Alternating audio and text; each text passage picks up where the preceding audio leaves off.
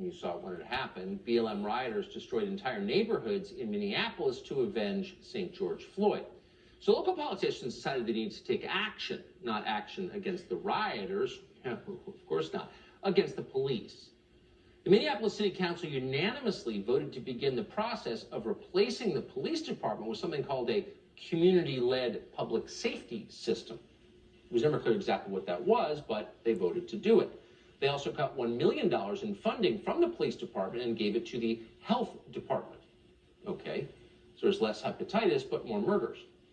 A few weeks later, something you could have predicted began happening. Violent crime began rising. What could have caused that? Well, in September, many members of the Minneapolis City Council had a Zoom meeting. They put their heads together. Here's some of the brainstorm that resulted.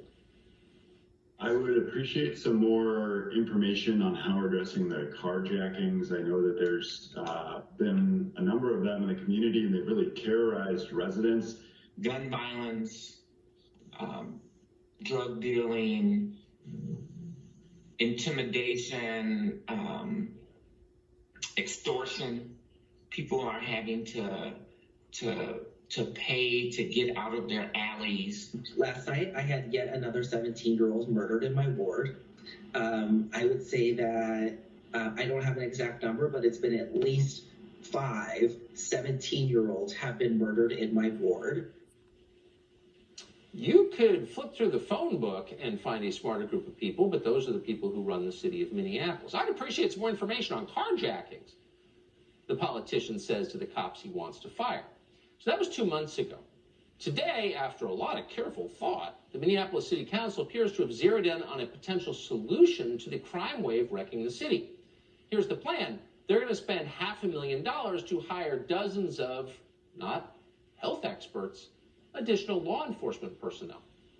So that's good news for the people being killed in Minneapolis. Just this year, 74 of them have been killed. Nearly 500 have been shot and wounded. It is bad news for people like Bennett McNulty, a philosophy professor at the University of Minnesota. Today, McNulty wrote this, quote, "It is unconscionable to give $500,000 from the city's contingency funds when there is housing insecurity in the city, a crisis of housing insecurity."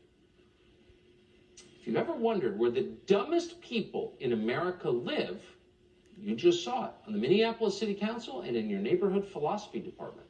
The people who are actually affected by defunding the police, it goes without saying, are not the ones who defunded the police.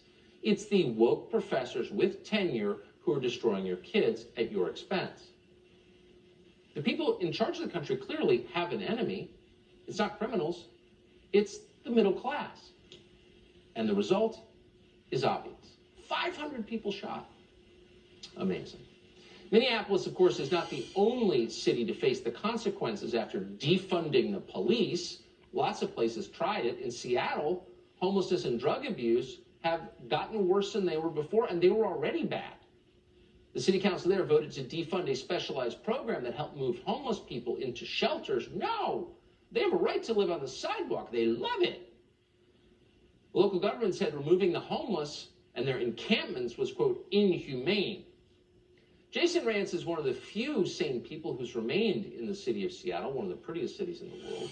He's been watching since the beginning, and he joins us tonight with